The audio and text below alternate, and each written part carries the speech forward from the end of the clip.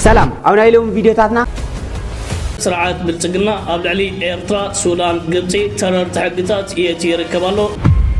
أبدي سوا زلهم تجارب حقيسكم نو أمريكان بريزيدنت نايت هاجر دونالد ترامب أبلعلي إثيوبيان عيش المرحي إثيوبيا أبي أحمد فولي مرمراتات ككاد يا هنا محمود خالد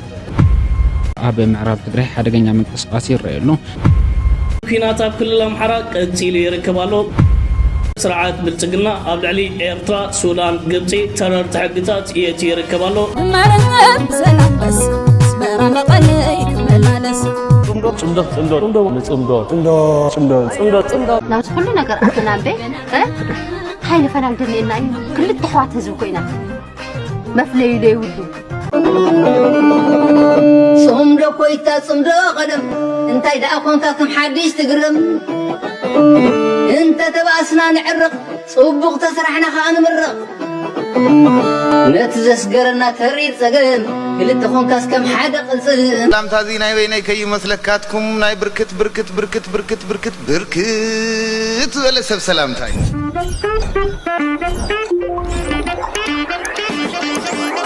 زغنا كلهم قاعد حنا مساقم نهاركم كاب استفرالي مراخه ميديا حزلكم مصي لكم كدمينا فيديوهاتنا مسغارنا ግን كلهم سبسكرايب مغار كيتسنفو سلام سلام كان يوردل سلام أوني علم بعلمه سلام يوردل هاجرنا سلام انتخينا علم بعلمه نحنا نقسم من أسي قسم عديتا نقسم أبوتا تقسم إزقابير أملاك بعلمه محرته وردل يا هنا محمود خالد يقول والله العظيم انت بتمشي شباك شباك وشارع شارع لكن انا امشي غريه غريه الله اكبر وحله حله مدينه مدينه بس مدني وبكره الخرطوم الله اكبر حتى يوحنس نيغوس ني حماسي قالولا جنرال ني حماسي بس هاجر حماسين زباسي كاب 10 شوعت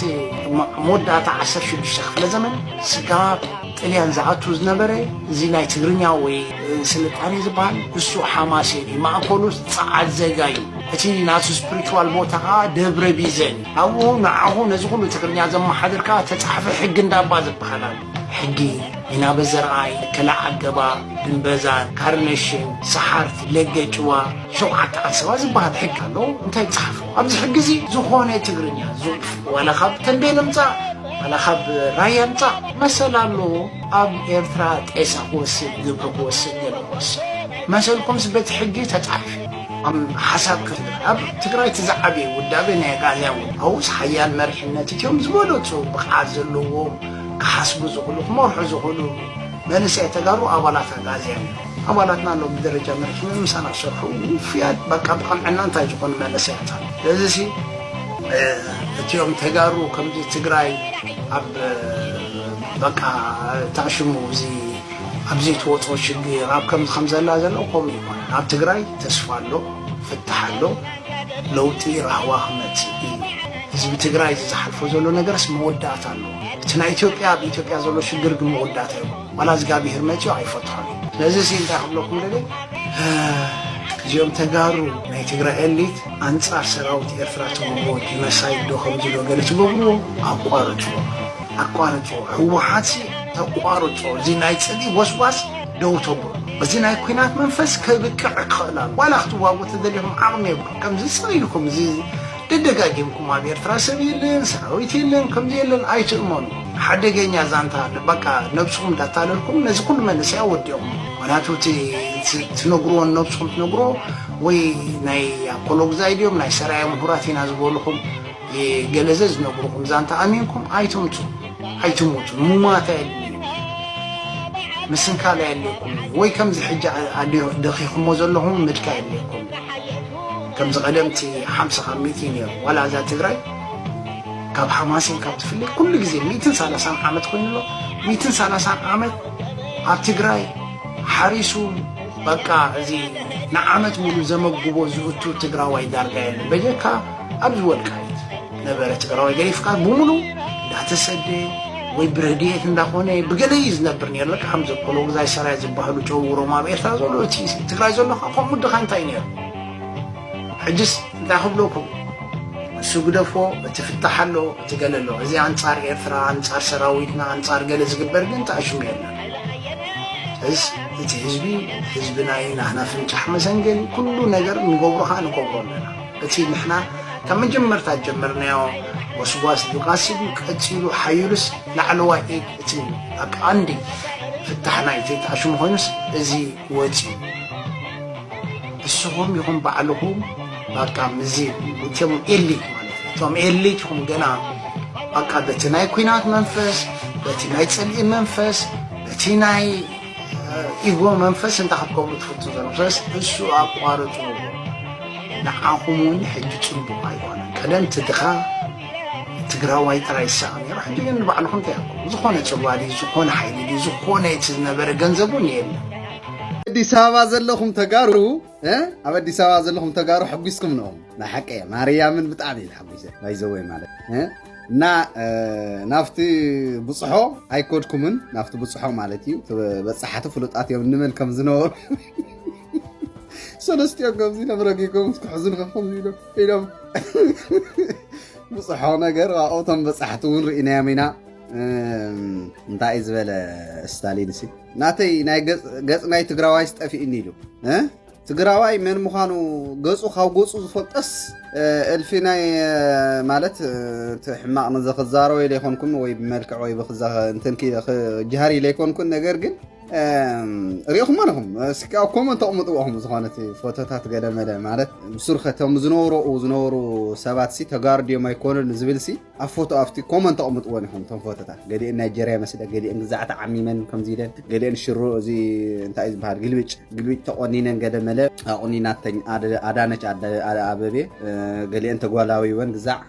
خوم خوينن زمصاي دقباين فلطات ينو اوفتي ماركات غزع مزعت عصاصي زنبره وتات تطرا في مصيب تجارو قل حقيسكم مريم تجارو خمس تعودنا فلوتو واع واع واع بالله هنا بقى تعودنا هنا احنا سي تجارو تعودنا هنا كعبيتي من دانو እና ብዙخነ ጽናዓት ያብኩም በልዎም ነዞም ሰብ ጽحول ገይታቸውን ብዙሕ ሕጂ ዓነው ነው በዚህ እዩ ሎማ አንቲ አብይ መሐመድ ነዞም ዋና አክቲቪስት እና ዞም ግዛዓብ ጸዊዑና ፍት ገዛ በትሪ ዝሓልዎም ዘሎ ببتري خمس تدلا كايدكم تخوينهم تقارو زي وصيلهم بقى بتعمي يزقرم نافتي وشت زنبره وقعتات خالق عني وانت هزيهم تايم سرو تقارديهم غنا مليلهم يحميكم نيرهم يم بزخانتهم زوصاخم مالت اتم زوصاخم تملسكم هاغركم بايزوي تግራዋይ مخانكم حزي وصيو دس سيلني حقويسيه تግራዋይ غزو خفيلو يا we are تجارو علم اسمعوا نحنا تجارينا سينا تمصح زي نتግራይ كنزي ايلا نتግራይ توقع مخانا سلاز فرطكم كلهم غغزاكم عاصيكم كف موالكم طعمي دستنيا خوينا انا حقويسه نا اب قربا غزي هاجره تግራይ كنبلينا هاجره تግራይ كنبلينا كارتا ازحلوت كبرا زحلوت ناي على كل ነገር ህዝብ ازحقفت هاجر كنمسرتينا ثانك يو طعمي مالتي ግን ተን ዝወልኩም ፎቶታት ግና እምጥለይ ሕናስ ተጋሩ ሰልፊ ዝወጹቶም ሰልፊ ዝወጹሲ እዚ አእምጥለይ ይኹም ማርያምን ማለት አእምጥወን ይኹም ፎቶ እምጥለይ እዚ ተጋሪ ኮነን ነብለናስ ናተይ ገጽ ረይዎ ትግራዋይ ሲ ከመይ አነ ትግራዋይ ምዃነይ ትፈልጥን ኣለኹም ካልኡን ኮሚ አይ ዶንት ቱ ጽፎ ሰብ የለን ስለዚ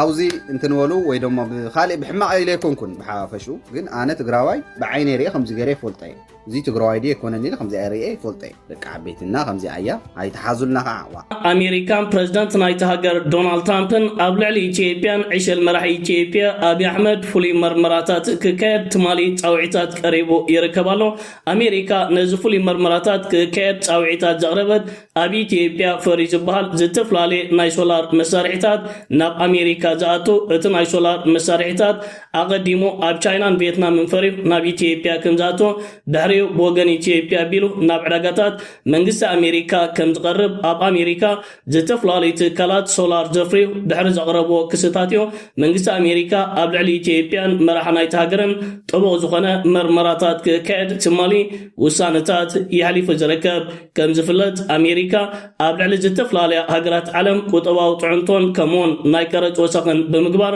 ኣብ ኩናት ናይ ቁጠባ ካብታቱ ዳርጋ ናብ 2 ዓመታት ተጸጋጊዑ ይርከባሎ ብፍላይ ኣብ ሞንጎ ኣሜሪካን ቻይናን ዘሎ ቁጠባዊ ምሳሓብ ናብ ግዳም ዝወፀ እዩ እዝን ካልእንዩ ንኣሜሪካውያን ኣቆጢዑ ኢትዮጵያ ኣብ ቻይናን ቪየትናምን ዘፍረየቶን ዘጋጣጠመ ተናቁሑት ናብ ኢትዮጵያ ተመሊሱ ካብ ኢትዮጵያ ኸ ናብ ዕዳጋታት ኣሜሪካ ይኣቱ ከም ዘሎ እዚ ኸ ኢትዮጵያ ምስ ቪየትናምን ቻይናን ብምትሕብባር ኣብ ዕዳጋታት መንግስቲ ኣሜሪካን ህዝቢ ኣሜሪካን ጽልዋን ምፍጣር ትንቀሳቐሳላ ዝብል ክስታት እዩ ነዚ ሃገር ቀሪብላ ዘሎ ዕሸል መራሒ ኢትዮጵያ አብይ ኣሕመድን መንግስቲ ኢትዮጵያን እዚ ጉዳይ ሓቅነቱ እንተዳ ተረጋጊጡ ካብ መንግስቲ ኣሜሪካ ተሪር መቕጻዕቲ ክጽበየም እዩ ኢትዮጵያን ስርዓት ብልጽግናን ኣብ ኢትዮጵያ ናይ ሶላር ፍርያት ብምፍራይ ናብ ዕዳጋታት ዓለም ብፍላይ ካብ ዕዳጋታት ኣሜሪካ ነቕርብ ኣለና ብምባል ክጀሃሩ ይስምዖም ሕጂ ግን እቲ ጉዳይ ኣብ ኣፍ ደገ ገጾም ብምምጻእ እቲ ሓቅታት ክፍዳሕን እቲ ሓቅታት ንግዳም ክወፅን ተቀራሪቦ ይርከብ ኣሎ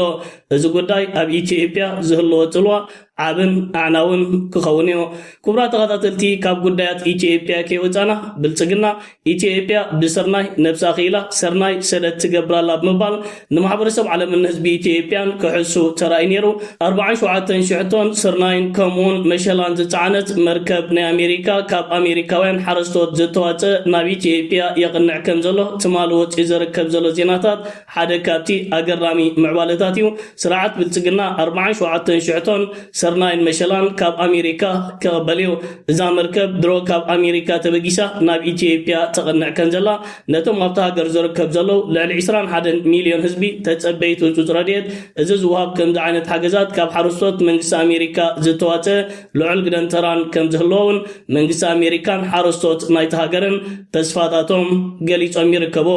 ኢትዮጵያ ብሰርናይ ነብሳ ኺኢላ ናብ ካልኦት ኣህዛብ ዓለም ከምኡውን ሃገራት ዓለም ሰርናይ ትሸይጣላ ዝተባሃለት ካብ ሓረስቶት መንግስቲ ኣሜሪካ ዝተዋፅአ ሰርናይን መሸላን ኢዳ ዘርጊሓ ንምቕባል ኣብ ምሽብሻብ ትረከባላ ሓሶታት ስርዓት ብልጽግናን ዕሸል መራሒ ናይቲ ሃገርን ንግዳም ይወፅእ ኣሎ ስርዓት ብልጽግና ኣብ ልዕሊ ኤርትራ ሱዳን ግብፂ ተረርቲ ሕግታት የቲ ይርከብ ኣሎ እዚ ብልጽግና የትይዎ ዝርከብ ዘሎ ተረርቲ ሕግታት ብመንገዲ ክፍሊ ኢሚግሬሽን ናይቲ ሃገር ኣቢሉ እዩ ዜጋታት ናይ 3 ሃገራት ናብ ኢትዮጵያ ንምብጻሕ ኣብ ዝኣትውሉ እዋን ኣብቲ ሃገር ምስ ኣተው ዝወሃብ ዝነበረ ቪዛ ሙሉእ ብምሉእ ተሰሪዙን ደው ኢሉን ይርከብ ኣሎ ኣምሳዩ ዜጋታት ኤርትራ ግብፂ ሱዳን ቅድሚ ናብ ኢትዮጵያ ምብጽሖም ኢቪዛ ክሓቱ እቲ ዝሓትዎ ኢቪዛውን መንግስቲ ኢትዮጵያ ከም ዘይቅበለዩ ሓበሬታ ወፂኡ ዝርከብ ዘሎ እዚ ኸ ስርዓት ብልጽግና ዝኽተሎ ዘሎ ሓደገኛ ባህርን ኣካይዳን እዩ 3 ሃገራት ንመንገዲ ኣየር ኢትዮጵያ ካብ ሰማያትን ምእጋድን ንዜጋታት ኢትዮጵያ ናብ ሃገራትን ኣብ ዝመፅሉ እዋን ተመሳሳሊ ስጉምታት ገደን ክወስዳ ኣለወን ስርዓት ብልጽግና ክሳብ ኣብ ከምዚ ዓይነት ዝተሓተ ደረጃታት ብምውራድዩ ምስ መንግስታትን ሃገራትን ንዝኣተዎ ጽልእን ቅርሕንትን ናብ ህዝቢ ኣውሪድዎ ዝርከብ ዘሎ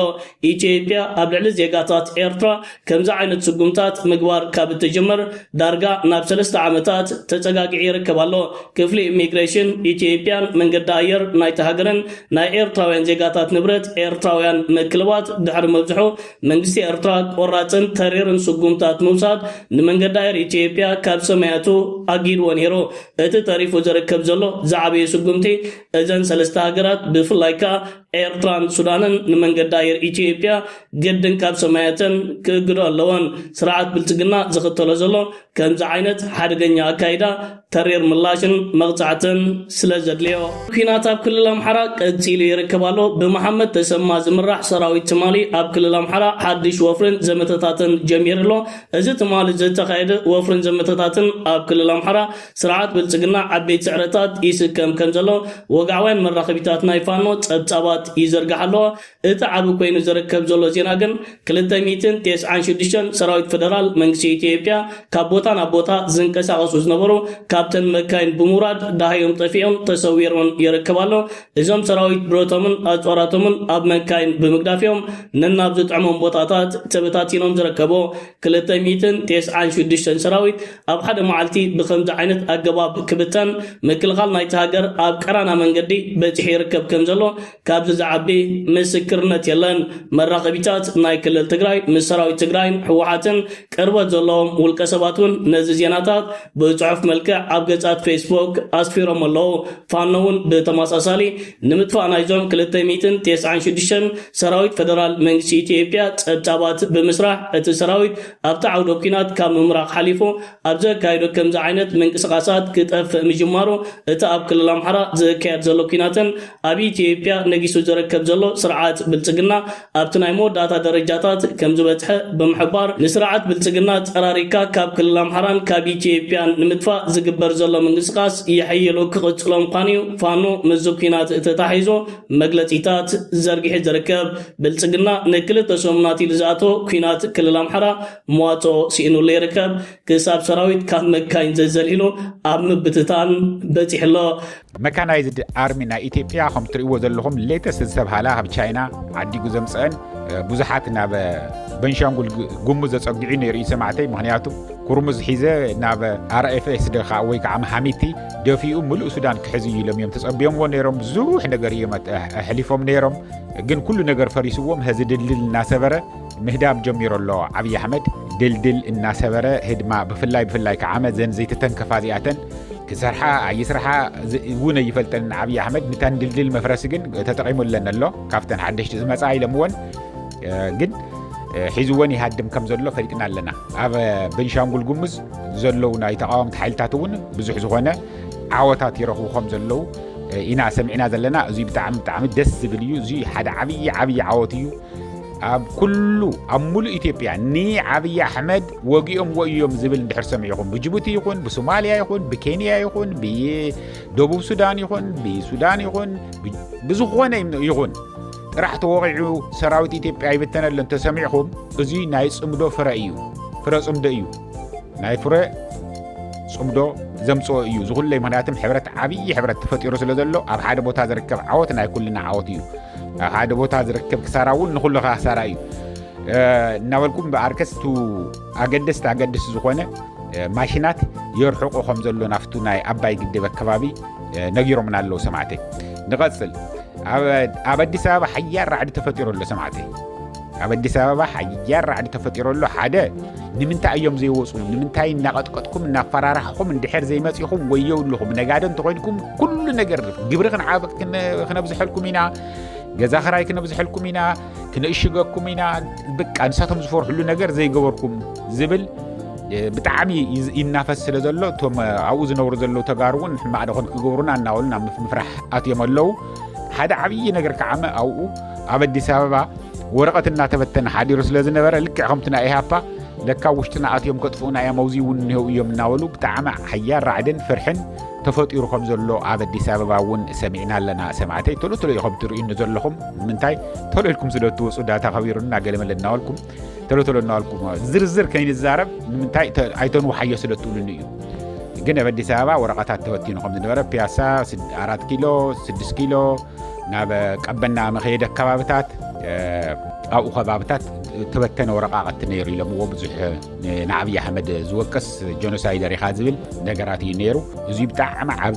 ዝለዓለ ራዕድን ፍርሕን እትይዎም ከም ዘሎ እዩ ተፈሊጡ ዘሎ ሰማዕተይ ስትራቴጂክ ዝኾና ድሮናት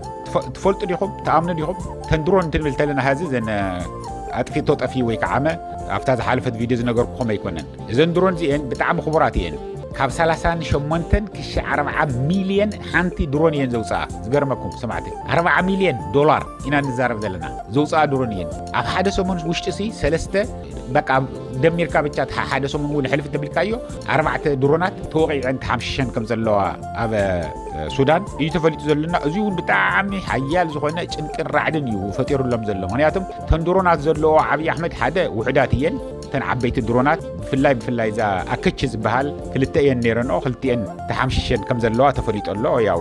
ዝቐረባ ግዜ ዝተሓምሸሻ እየን ኣብ ዝተፈላለየ ኣብ ባህር ዳር እንሂያ ንሳውቂዑኩም እጥፍእዋ ገለም ልናዋልኩ ብዙሕ ግዜ ብዙሕ ቪድዮ ሰሪሐሉ ነይረ እየ ግን ያው መጨረሻ ይተረፈላን ኣብ ቤንሻንጉል ጉሙዝ ሕልፍ ኢላ ናብ ሱዳን ቦርደር ሓሊፋ ኣብኡ መንጢሎም ወርደምዋ ኣለዉ ኣብዚዩ እናሃለኹ ብደንብ ክረግረኩም ዝደሊ ሰማዕተይ ኣብ ሱዳን ዘሎ ፀረ ድሮን ኣብ የትም የለን ማለት ኣብ ኣፍሪካ ውሽጢ የለን እዙይ ንምግናን ኣይኮንኩ يكون زو نغركم زلخو ليتست زتبحاله نايتن اكيتش سرح عب تركي سرح كامباني يجي سرحن بتعام وحدات عدي ينزلوا نسو تصردرون نسو ስለዚህ በጣም በሳተላይትም በመሬትም ተቋጣጣሪሮም የሞሪዕም ዘወርዱውን ዘሎ በፍጽመ ይስሄትን ስለዚህ ና ኢትዮጵያ አይብላ ወላ ማንም ናይ አፍሪካ ዓዲ ከማ ናይ ሱዳን ዝመሰለ የለን ምስተንድሮናት ገይሩ ይሸጥ ሸይጡላ ናይ ቱርኪ መንግስት ማለት እዩ ኩሉ ሻዕ ዓመት ቱርክን ትሸጠልካ እንተሎ ሰክሰስፉል ንኸውን ስለዚህ ደሊ ናይ ባዕሉ ቴክኒሽያናት እውን ይበካ እዩ ከይትርስዕዎ አይበልኩም እንይሁም ክብረታት ህዝብ ትግራይ በመዕቃብ ህልውና ንምርጋጽ ብጽንዓትን ሓድነትን ቃልስና ክነጥንክር ይግባእ ኢለን አባል ፈጻሚ ስራሕ ሓላፊት ቤት ጽሕፈት ውድብ ህዝባዊ ወያነ ሓርነት ትግራይ ዝኾና ወይዘሮ ፈትለወርቅ ገብረዝጋብሔር ዘበት ንብሔራዊ ብርሰት ብዝብል መሪ ሓሳብ ህዝባዊ መድረኽ ከተማ ዓዲግራትን ወረዳ ጋንታ ኣፈሹምን እንዳተኻየደ ይርከብ እቲ መድረኽ በአባል ፈጻሚ ስራሕ ውድብ ህዝባዊ ወያነ ሓርነት ትግራይ ዝኾነት ፈትለወርቅ ገብረዝጋብሔር ዝምራሕ ዘሎ ኮይኑ ወከልቲ ህዝብ ተፈላሊ ክፋላት ሕብረተሰብን ተመዛበልትን ከም ዝተረኸቡ ንምፍላጥ ተኻይዱሉ ሕወሓት በብእዋኑ ኣብ ዝሓዞም ኣጀንዳታት ምስ ህዝብን መድረኽ እንዳፈጠረ ብምዝታይ ኣብ ሓበራዊ መደምደምታ ከም ዝበፅሐ ፈትለወርቅ ገብረዝጋብሔር ሓቢራላ እቲ ሎሚ ዝካየድ ዘሎ መድረኽ ድማ ኣብ ዘለናዮ ህልው ኩነታት ትግራይ ምስ ህዝብና ብምዝታይ ካብ ህዝቢ ብእንረኽቦ ሓሳብ ምኽርን ቀጻሊ ስራሕትና ንምውጋን ይክብላ ይሕብራ ህዝቢ ትግራይ ንብሔራዊ መንነቱ ሕሊፉ ዘይሕብ ኣብ ብሔራዊ ክብሩ ዘይዋገም ምእንተ መንነቱን ክብሩን መስዋዕት ዝኸፍል ህዝቢ ምዃኑ ይሕብራ ብመስዋዕቲ ወለዶታት ዝተዓቀበ ሉዓላውነት ብሔራዊ መንነት ህልውናን መሰል ዓርሰ ውሳነን ህዝቢ ትግራይ ኣብዚ መዋዕል ኣብ ዋጋ ዕዳጋ ከም ዘይኣቱ ክትገልጽ ትረኣላ ወይዘሮ ፈትለወርቅ ገብረዝጋብሔር መልእኽተን በመቀጸል ውልቀ መላኺ ጆኖሳይድ አገዛዝ አብይ አሕመድ ከም ህዝቢ ከጥፈና ኣብ ምህንዳድ ዝርከብ ዝበላ እንትኾነ ህዝቡን ክብረታት ህዝቢ ትግራይ ብምዕቃብ ህልውናና ንምርጋጽ ብጽንዓትን ሓድነትን ክንሰርሕ ይግባእ ብላ ወሲኸን ገሊጸን ኣለዋ እቲ ኣብ መላእ ትግራይ ዘበትን ብሔራዊ ብርሰት ብዝብል መሪ ሓሳብ ኣብ ብሔራዊ መኸተ ትግራይ ምርጋጽ ህልውናን ድሕነትን ህዝቢ ትግራይ መሰረት ዝገበረ ኣብ መላእ ትግራይ ዝሳለጥ ዘሎ ህዝባዊ ዋዕላ ኣብ ከተማ መቐለ እውን ብርክት ዝበሉ ጭርሖታት ተሰንዩ ብርክት ዝበሉ ተሳተፍቲ ሓቂፉ ብፕሬዝደንት ብሔራዊ ክልላዊ መንግስቲ ትግራይ እንዳተመርሐ እንዳቀጸለ ይርከብ ሰላም ክህሉ ዝኽእል ብሔራዊ ክብርና እንትምለስ ሉዓላውነትና እንትረጋገጽ ጥራሕ ይክብሉ ዝገልጹ ኣብ ወንበር ውድብ ህዝባዊ ወያነ ሓርነት ትግራይ ፕሬዝደንት ብሔራዊ ክልላዊ መንግስቲ ትግራይ ዝኾኑ ዶክተር ደብረጽዮን ገብረሚካኤል ህዝቢ ትግራይ ከምበርክኽዎ ንዝመጹ ጸልአቱ ተዋዲዱን ሰሚሩን ብዝገበሮም ቃልስታትና መከተት ዝመጸ ጀግና ህዝቢ ይክብሉ ገሊጾም ኣለዉ ኣብ ልዕሊ ትግራይን ህዝቢ ትግራይን ዝተፈጸመ ጽንተታዊ ኩናት ኣንጻር እቲ ጽንተት ዝተገበረ መስተንክራዊ ቃልሲ ሓደ ናይ ቀረባ እዋን ተዘክሮ ምዃኑ ዘዘኻኸሩ ዶክተር ደብረጽዮን ገብረሚካኤል ውዕሊ ፕሪቶሪያ ብምሉእነት ተተግቢሩ ተነጻጻሪ ሰላም ክርከብ ዳግመ ህንጸት ትግራይን ሕውየትን ክረጋገጽ ባህግና እኳ እንተነበረ መንግስቲ ፌደራል ኩሎም ኣማራጽታት ሰላም ንጎኒ ገዲፉ ጸገማት ኣጋዲዱ ናብ ሕዚ ዘለናሉ ህሞት እቲና ይርከብ ክብል ጠቂሱሉ እቲ ብዕሊ የካይዶ ዘሎ ተግባር ጽንተት ድማ ብሰላሕታ ንምፍጸም ዘለዎ ኩቱር ባህግ ድማ ኣጠናኺሩ ብምቕጻሉ ዳግም ናብ ቁልዑ ኣዋጅ ኩናት ተሰጋጊሩ ይርከብ ክብል ዶክተር ደብረጽዮን ገብረሚካኤል ይጠቅስ ስለዚ ኾነ ደሞ ዝበለ ፕሬዝደንት ትግራይ ዶክተር ደብረጽዮን ገብረሚካኤል ህዝቢ ትግራይ ነዚ ድርብ በደል ዝሽከም እንግዳዕ ስለዘይብሉ ንህልውና ንገብሮ ብሔራዊ መኸተ ተጠናኺሩ ብምቕጻል ህዝብና ሙሉእ ንሙሉእ ክኽበርን መንነቱ ተሓልዩ ሉዓላውነቱ ትረጋገጸሉ መድረክ ሻዕ ዝፍጠር ክንቃለስ ይግባእ ክብል ሓቢሩ ኣሎ ብሰንክቲ ጽንተታዊ ኩናት ኣብ ሓሰራ መከራ ዝርከብ ዝተመዛበለን ዝተሰደደን ህዝብና ስቃዩ ከበቅዕን ብዘላቅነት ናብርኡ ክምለስ ድማ ናይ ግድን ክንሰርሐሉ ዝግባእ ጉዳይ ክብሉ ኣስሚሮም እዮም ኣብ ጎነቲ አንጻር ህልውና ህዝቢ ትግራይ ዝሰርሕ ዘሎ መንግስቲ ኮይኖም ዝሕሽክሩ ዘለው ብሔራዊ ረብሓታት ትግራይ ናብ ዋጋ ዕዳጋ ዘውረዱ ዘለው ተጋሮም ካብቲ ኣነዋሪ ተግባሮም ክቁጠቡ ኣብ ወንበር ውድብ ሕወሓትን ፕሬዚዳንት ብሄራዊ ክልላዊ መንግስቲ ትግራይ ዝኾኑ ዶክተር ደብረጽዮን ገብረ ሚካኤል ጠቂሶም ኣለዉ። ሚኒስትሪ ጉዳያት ወፃኢ ኤርትራ ኦስማን ሳልሕ ሎሚ ኣብ ካይሮ ምስ መዘንኦ ሚኒስትሪ ጉዳያት ወፃኢ ግብፂ ዶክተር ባድር አብደላጢ ብምርኻብ ኣብ ጉዳይ ክልቲኦም ሃገራት ዘሎ ፖለቲካዊ ቁጠባዊ ከምኡውን ንግዳዊ ዝምድናታት ብዝለዓለ ደረጃ ንምስራሕ ከም ዝተዛተዩ ንምፍላጥ ተኻኢሎም። እቲ ዘተ ብዘይካዚ ብዛዕባ ፀጥታ ቀይሕ ባሕርን ካልኦትን ንክልቲኦም ሃገራት ዘገድሱ ሓበራዊ ጉዳያት ከም ዝተዘተየሉ ተገሊጹሉ። ከም ዝፍለጥ ዋና ኣዛዚ ሰራዊት ሱዳን ዝኾነ ጀነራል አብዱልፈታህ አልቡርሃኒ ኣብ ዝቕንዕት ኣስመራ ብምእታው ምስ ፕሬዚዳንት ኢሳያስ አፈወርቂ ብምርኻብ ኣብ ዝተፈላለዩ ጉዳያት ብዕምቀት ምዝታዮም ከም ዝተገለጸ ዝፍለጥ እዩ። ሕዚ እውን ሚኒስትሪ ጉዳያት ወፃኢ ኤርትራ ናብ ገጺ ብምምራሕ ዝምድና ክልቲኦም ሃገራት ንምጥንኻር ዝተገበረ መገሻ 4 ኪሎ ታሪካውን ጸልእተይ ዝብሎም ሓይልታት ዝገብርዎ ዘለዉ ምንቅስቓስ ሻቁለት ንኽፈጥረሉ ምክንያት ከም ዝኾነ ተገሊጹሎም። ትማሊ ካብ ትግራይ ተወለድቲ እዚ ዝበሃል ሰብ ክመጸሎም ዘይከኣሉ ተወለድቲ ትግራይ ዘይነበርዎ ሰላማዊ ሰልፊ ከካየዱ ዝተገደዱ ጠላማት ባንዳታት ተጋሩ ሕዚ ከዓ እቲ ፀዋዕናዮ ሰላማዊ ሰልፊ ንተጋሩ ጥራሕ ዘይኮነስ ኣንጻር ውፅዓት ንዝንቀሳቐሱ በደል ንዝፅየፉ ኢትዮጵያውያንን ዝሓቆፈ ሰላማዊ ሰልፊና ፀዊዕና ነርና ክብሉ ንብዙሓት ዘገረመን መስሐቂ ዓያሹ ዝገበሮም መደረ ከስምዑ ተራእዮም ኣለዉ። በዚ ጉዳይ ተታሒዙ እዞም ኣካላት ሎማዓንቲ ዝዘርግሕዎ ሓበሬታ ከም ዘመላኽት ኣብቲ ብርክት ዝበሉ ተጋሩ መፅኦም መሬት አንቀጥቅጥ ሰላማዊ ሰልፊ ክካየድ ብዝብል ክፍክሩሉ ፀንሑ ሰላማዊ ሰልፊ ማይ ንማይ ምትራፉ ሲዕቡ ኣብቲ ሰላማዊ ሰልፊ ተጋሩ ጥራሕ ኣይኮናን ፀዊዕና ፍትሒ ዝጠልቡ ወፃዓ ዝቃወሙ ካልኦት ኢትዮጵያን ኣብቲ ሰላማዊ ሰልፊ ክሳተፉ ፀዊዕና ስለ ዝነበርና ኢና ካብ ተጋሩ ብተወሳኺ ካልኦት ኢትዮጵያን ኣብቲ መድረኽ ዝተረኣዩ ክብል ገሊፆም ኣለዉ። በዝሒ ትግራዋይ ኣብ ከተማ ኣዲስ ኣበባ ከም ዘሎ ክፍክሩ ፀንሑ እዞም ባንዳታት ተጋሩ እቲ ትግራዋይ ልምንታይ ኣይመፀን ዝብል ሕቶ ኣብ ክንዲ ምምላስ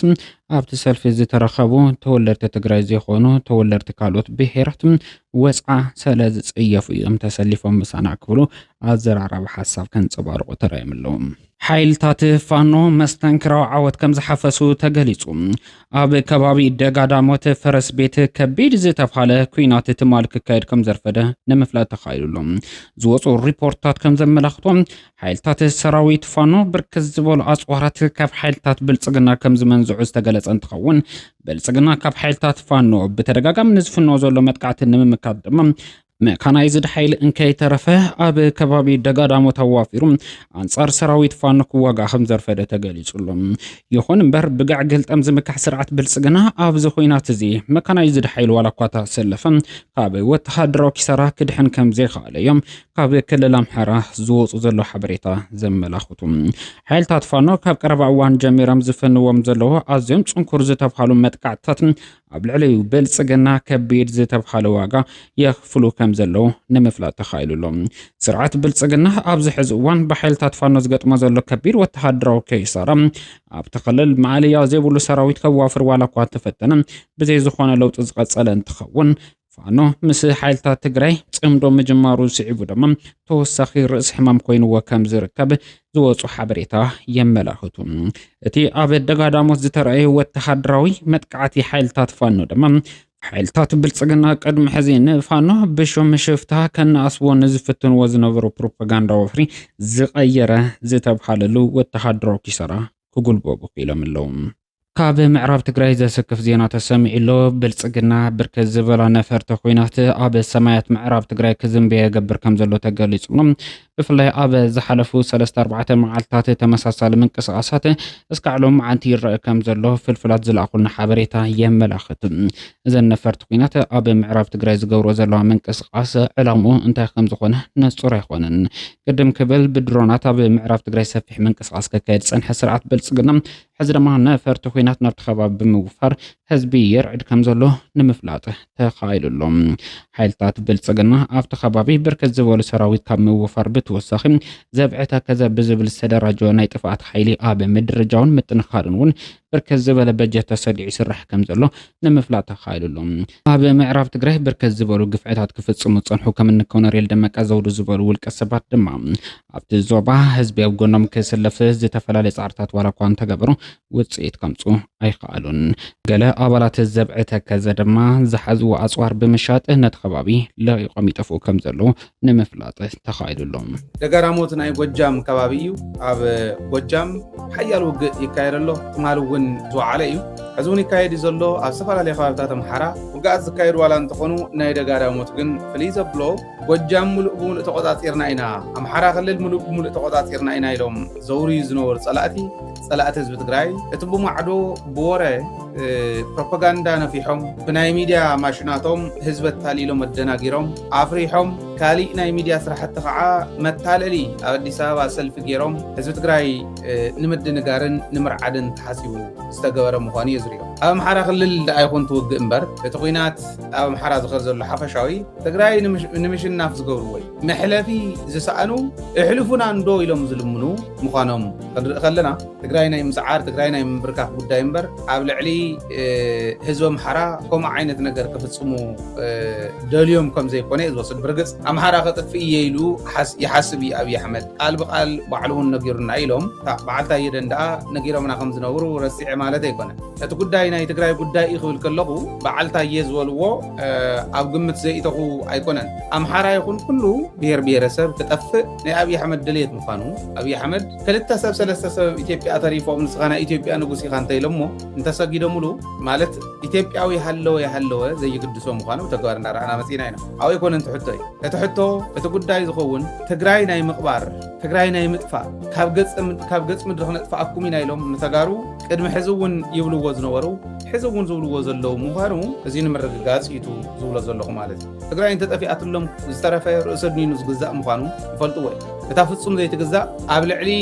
ናይ ባዕሉ ህዝቢ ጥራሕተ ኣይኮነ ኣብ ካሊእ ብሄር ብሄረሰብ እውን ዝበፅሕ ወፅዓ ኣነ ክቃለሰሉ እየ ኢሉ ዝቃለስ ብሕታዊ ህዝቢ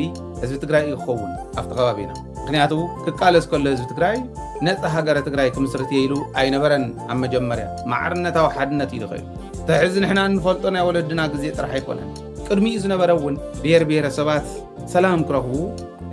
ናይ ኢትዮጵያ ጥራሕ እንተይኮነ ባሕሪ ተሳጊሮም እውን ይጉድኡ ኣለዉ ሰብና ኢሉ ይመስሉኒ እዮም ንዝበሎም ንወዲ ሰብ እውን በቃ ሰብ ንዝኾነ ኩሉ ክቃለሰሉ እየ ኢሉ ዝቃለስ እዩ ስለዚ ኣብ ደጋዳሞት ኣብ ጎጃም ኣብ ደጋዳሞት ከበድቲ ውግኣት እዮም ዘለዉ ኣብ ፈረስ ቤት ዝበሃል ከባቢ እዩ ንፋኖ ኣልቂቕናዮ ኢና ኢሉ እቲ ምምሕዳር ይዛረበሉ ሕዚ እውን ብጣዕሚ ዝገርም ዘስሕቕ ነገር ክነግሮ እስካብ ሕጂ ትታሕትሪም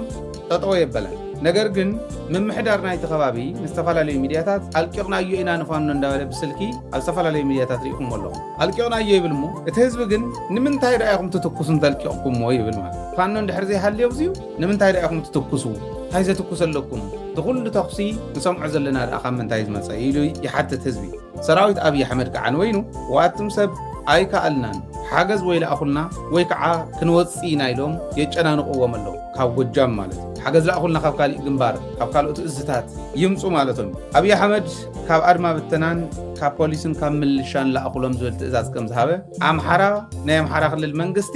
ኣድማ ብተንኡ ፖሊሱ ምልሽኡ ይልእኽ ከም ዘሎ ናብዚዩ ብኡ ክልእኽ ከሎ ግን ካሊእ ጣጣ ክመፁ ከም ዝኽእል ናብ ኣብዪ ኣሕመድ እውን ሪፖርት ከም ዝገበረ ፍልፍላት ናይ ይሕብር ንምንታይ ናብ ደጋዳሞት እንተኸይዶም ካፍቲን ዘለዉ ፖሊስን ኣድማ ብተናን ኣርዮም እንተሰዲዶሞ ብካሊእ ከባቢ ከዓ መይሱ ፋኖ ክመፅእ እዩ ምክንያቱ 85% ናይ ኣምሓራ ገጠር እንብሎ ጠቕላላ ዳርጋ ብፋኖ ዝተተሓዘ ስለ ዝኾነ ናይ ገጠር ወረዳታት ከምኡ እየ ሓድሽ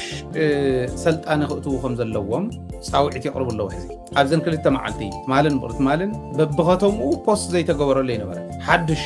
ምዝገባ ናብ ፖሊስ ምዝገባ ናብ ፍሉይ ሓይሊ ምዝገባ ናብ ኣድማ ብተናን ካሊእ ይገብሩ ኣለዉ ንምንታይ ከምታ ዝብለኩም ዘለኹ እናተጠቕለለ ይኣትስሎ ዘሎ ኣብዪ ኣሕመድ ኣብዚ ነንባዕሉ እዩ ዘዋግኦ ዘሎ ኣምሓራ ንኣምሓራ ኦሮሞ ንኦሮሞ ሶማልያ ንሶማልያ ዓፋር ንዓፋር ይወግአሉ ትግራይ እውን ከምኡ ሓሲቡ ነይሩ ዓያሹ ኣውፅኡ ዓሻዓሽኡ أديه وقع أبوه وقع حاتو خدبدب كشفشف هزو خطف يتحاسبين جن تصبق النتو أب تقرأي دول سراوي سلزلو يترفدو شفاتو بعلو أبي أحمد ون آتيو تغير رزق النجار كم زي اللي سلز ترجعت نتهم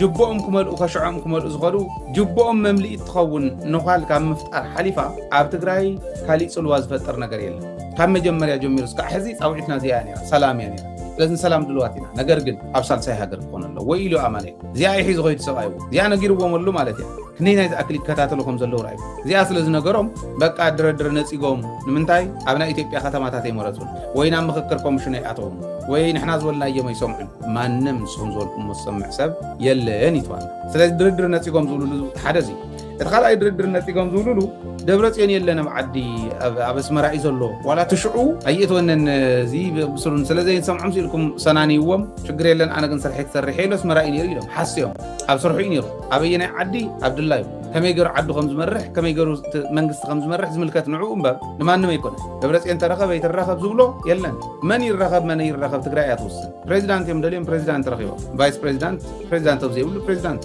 زيو أسمرا خيدو زولو جن مالت أبكالي عد أبي ينيرو بزي قدس نقدفه أسمرا جنين مرة حاسوتي لذي زي خالي عمالتي تتوسخي خالي شرحي حوحات إثيوبيان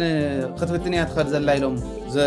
زلعلو أبزو حزي دردر الناس إيجا يزول هو زلوا خع حوحات ناي تجراي نا فيدرال تتوز نبرت عتاوي ملوك قريص أياي ملوك قريص أياي نعبنت ورقو قاس عشان من تور حوشتي حنت جزيت رحمنا بهراو بانك إثيوبيا لو نمنتاي تحنت أتوتي أنا حررت بالنزل تحنت غن منتاي أتوتي نزيولو حوحات دردر الناس إيجو إلهم زقمت قلت حدا نا فيدرال أتاو زخون زنبرة نا فيدرال تكالات فيدرال زم حدا تكالات قبل زخوفل زنبرة ون كالكيلو ورق زبحالون كالكيلو تورق خلنا موصينا خالي من قدون سلازلو مسبعة درونات أبي ممراخو وزبل عبير إسلنا أما جمريان زقمتنا يا مالك عرم سبعة مالت كمتو كل جزء أبزيون النقربهم عرم سبعة تواجيهم راح انتهي كونس بشومه منتهي طرفه نسألعتي سقعت زخونهم أديس أبا خوينم عرم سبعة خلى على كله حمام مرزن زحزوم أبصر يوم زشونو صلاتي يوم زلو لذي نصلائي قد إمام طرح انتي كونس جنا بشموم كسوع خلو زسقو أرم سبعة حاسس مسس كلهم كله أنت ودي نيشتن دت مهاري لهم ناي ولدهم سرز تحت مخانم تجوار زمز قبلو تجوار زمهارلو جزينا زلنا لذي عطفتات أفي كندزي شحات مريتنا لنا كندزي شحات جزينا لنا يلو إذا كل الجهار اللي نزنبره أب إيد أرم سبعة كم تقدم لنا تخطاتلنا أنحنا وجازيننا أب كتم أديس أبا لا سالت أزو على سلم أو سلف مبرعنو زقل زينات تخطاتلنا ينامون ومخانو السلف زيت إعلامون يروزل كوكن جمل هذا مسألة أو نجار أب أديس أبا بتولد تتجراي كاية تواهيل تحسيو زنارا سالفي بتعم نوح جيزيز وسدا بزح سعرون استجورلو بزح مدلاون استجورلو كسب جزا حيترفون سفح قوس استجورلو يو نيرو عند خلفو استدلي علامة بأنا وجن نردو أنت أيو على حزب تجراي زباس حجنا سايداوي كوينات زوج صحاب بسلا كلاتنا نفلتو أي مالتي سلزب تجراي بزح شاف تخايدو أيو إقتصادياوي محبراوي تكالاتنا ونزعنا ولا خناتات تفاتيرو أيو كابزي حليفو أب حزبنا زباس حمد بسباس أبدأ كنستينا زباس حمد بسباس بكل مدى نفلتون نذكروني مالتي سلزي نمذكر زأكل أب دبر أبا استخايد شاف أب محبر ديجو استخايد شاف أب خصوم استخايد شاف أب مريم دنجلات استخايد شاف أب ديلا استخايد شاف كل نذكره أيوة مالتي سلزي سرعة زي أب حزبنا زب صحو كل مدى شاف برساتن كم مدقف ويم دماز وانجل زي كحكاخ كشفان ناي مقبار كاوزي حلف كل كلون دغنا نتو جونوسايدر سرعت ابلع الحزب تግራይ ዘብጽሕ ሓዮ በደልን ጨፍጨፍን ጆኖሳይድን ትክክል እዩ ነይሩ አግባብውን ነይሩ እዩ ስለዚ ድጋፍና ንገልጽ አለና ዝብል ሓደ ዕላማ ዝሓዘ እዩ ዝኸውን ዘሎ ማለት እዩ ካብዚ ሕልፍ ክብል ከሎ ከዓ ድሕርናይ ፕሪቶሪያ ስምምዕነት ዝነበረ ጠቕላላ ኩነታት ክንርኢ ከለና ናይ ፕሪቶሪያ ስምምዕነት ኣብ ትግራይ ከይ ትግበር مريتنا خي ملاس استمزاوله حزبنا خي ملاس استسدد حزبنا خي ملاس وررت خي وصو عوشت وررت زلو حزبنا ون حرا خي وص كابز حلف كل كله دما بجت ندادي شقط مدحانيت زبحال بملو مسرتاو دليتات كي اتنا بتግራይ استغورل خناتاتنا نرئ زلنا مالتي ስለዚህ ነዚ خناتات زيون صبوق ኢኻ ጌርካ ቡ ጌርካ ቀጽለሉ ንህዝብ ትግራይ ምድኻም ኣግባብነት ኣለዎ እዩ ዝብል ካሊእ ድጋፍን ዕላማን ዝሓዘ እዩ ዝኸውን ዘሎ ማለት እዩ ብሳልሳይ ብርኪ ክንመጽእ ከለና እዚ ጀኖሳይደር ስርዓት እዚ ኣብ ህዝቢ ኢትዮጵያ እናተተፍአ መጽእ ኣሎ ማለት እዩ መጀመርያ ኣብ ልዕሊ ህዝቢ ትግራይ ሰፊሕ ዝኾነ በደልን ጨፍጫፍን ኣካይዱ ድሕሪኡ ናብ ኣምሓራ ኸይዶ ልዕሊ ኣምሓራው ህዝቢ ኣምሓራውን ሰፊሕ ጨፍጫፍ የካይድ ኣሎ ኣብ ካልኦት ህዝብታት እውን ብተመሳሳሊ ብጣዕሚ ሰፊሕ ጨፍጫፍ የካይድ ኣሎ እቲ ካሊእ ህዝቢ ብዝኸኣሎ መንገዲ እዚ ስርዓት እዚ ክውገድ ክኽእል ኣለዎ ኢሉ ብረተልዒሉ ዝቃለሰሉ ኩነታት ንርኢ ኣለና እቲ ዘይከኣለ ድማ እዚ ስርዓት እዚ ጨፍጫፍ ስርዓት ከም ዝኾነ ሪኡ ዝፈንፈነሉ ኩነታት ኢና ንዕዘብ ዘለና ማለት እዩ ስለዚ ኣብ አዲስ አበባ ዝግበር ናይ ህዝቢ ትግራይ ሰልፊ ናይ ተጋሩ ሰልፊ ብበዝሒ ክወፅእ ከሎ ካብ ተጋሩ እውን ድጋፍ ኣለዎ ካብ ህዝቢ ትግራይ እውን በኣሪ ድጋፍ ኣለዎ እዩ ዝብል ምድንጋር ንምፍጣር እዩ ዕላማ ገይሩ ዝነበረ ማለት እቲ ካሊእ ዕላማ ኢልና ክንወስዶ ንኽእል ንማሕበረሰብ ዓለም ናይ ምድንጋር ዕላማ ዝሓዘ እውን እዩ ነይሩ ማለት እዩ ተጋሩ ናይ አዲስ አበባ ስርዓት ትግራይ ኣቲኻ እንደገና ጨፍጭፈልና እንደገና ድማ ካሊእ በደል ኣብፅሐልና ዝዓይነቱ እዩ ዝግበር ዘሎ ስለዚ ድጋፍ ኣለዎ እዩ ዝብል መልእኽትን ምሕላፍ እዩ ነይሩ ማለት እቲ ቀንድን ዋናን ዕላማ ኢልና ክንወስዶ ንኽእል ግን እዚ ጀኖሳይደር ስርዓት እዚ ኣብ ልዕሊ ህዝቢ ትግራይ ህዝቢ እውን ዳግማይ ዘይዛዘሞ ጀኖሳይድ ንኽፍፅም ኩናት ንኽውልዕ ምድላዋቱ ዝዛዘመሉ ኩነታት ኢና ንዕዘብ ዘለና ማለት እዩ ስለዚ ሰራዊቱ ቀራሪቡ ኣሎ ናይ ድሮን መጥቃዕትታት እውን ብስፍሓት እናገበረ ይኸይድ ኣሎ ካብዚ ሓሊፉ እቲ ኩናት ንኽጅምር ዘኽእሎ ተጋሩ አዲስ አበባ ተሰሊፎም ናይ ብልጽግና ጀኖሳይደር ስርዓት ንትግራይ ንኻኣቱ ብዝሓተትዎ መሰረት ኣቲና ኣለና ተባሂሉ እቲ ኩናት ንኽውላዕ ዝድለየሉ ዘሎ ኩነታት እዩ ነይሩ ማለት ስለዚ እዞም ዕላማታት እዚኦም ዝሓዘ እዩ ነይሩ እቲ ሰልፊ ተሓሲቡ ክካየድ ተሓሲቡ ዝነበረ ኢልና ኢና ክንወስዶ ንኽእል ማለት እዩ ኣብ አዲስ አበባ ዝርከቡ ተጋሩ ዕድመ ዝተገበረሎም ተወለድቲ ካልኦት ብሄራት ነበርቲ አዲስ አበባ እውን ኣብቲ ሰልፊ ተሓወሱን እሞ ምክንያቱ ናይ ዝታይ ኢና ምቕማጥ ንኽእል እቲ ናይ መጀመርያ ነገር تسلف نايمانيو تسلف بقدو نايتي جونوسايدر سرعات أبي أحمدي بقلص مالتي إلنا إنا خنا قمت نخيل مالتي جن ناي تجارو نخمسل بتوم كاب تجراي تفلالي حدثات فسيرهم مام وانجل فسيمام زخدو أكلات نخصاصه يتغير بتوم تلا اخت مالتي سلازي بدحريت جن بصفحات زلع علون زغسغسون زنبره تسرعت بعلت جونوسايدر سرعت كوينو نهلوا اب قدمت جن كم ناي تجار توكل تخوينم اكت زغبر زلو ناي تلا اخت اكلات زسرحو زلو مسيل كان مقرابي زفتن نيرو مالتي بز درجه زي اب اديس ابا زلو زخون يكون تግራዋይ ናብ ሰልፍ ዚ ንخوص ገሊኡ በመፈረራ ገሊኡ በጎስጓስ زي تسرح سرح له لنا نوصل نخيل يكون مالت ببوليس ون كاي ترفا እና ተጎስጓሰ ዝሓደረሉ ኩነታት ከም ዝነበረ ኩሉ تግራዋይ ዝበሃል بجدون كمص كخل كم زلوا ممرحتاتن مفررحاتن يوصحوا خمس نبره نحنا ون نعزون نسمعون زنبرنا اي مالتي يكون انبر حزب تግራይ اب تግራይ يحلو اب كالي خبابي زلوا خناتات بزي يقدس زلوا صقم ون بزي يقدس اب علامه قالسي بهراو هلاو حزب تግራይ كلهم مسالات حزب تግራይ نخملسون نخوننون ابز جبر قالسي حزب تግራይ بزخونه يكون منقدي كواغ خم زي يخيل بقلص النار يخيدو اي مالتي سلازي ابزوس خمزي زباله منوري سيلفي نحزب خاز خحده سيلفي نعد خاز خحده سيلفي كركب كم زي يخيل بقلص النار يزخدلو خناتات تفطيرو مالتي بجبري صنيحم دحر ناي تግራይ تولد زبحال افت سيلفي كركب كم زي يخيل وننا تገንዘቡ مسكدو نناي አዲስ አበባ ክፍለ ከተማታት ወረዳታት ኮታ ተዋሂቡ ካሊ ህዝቢ ነቱ በትግራዋይ ክሽፈን ዝግባኦ ዝነበረ ሸፊኑ ንخوص ዝተገበረሉ ኩነታት እዩ ተፈጢሩ ማለት እዚ ጎስጓስ እዚ እውን ክሰርሕ ይከኣለ ስለዚ ናይ ኢትዮጵያ ብሄር ብሄረሰባት እውን ህዝቢ ትግራይ ዘካይዶ ዘሎ ቃልሲ ብሄራዊ ህላዋ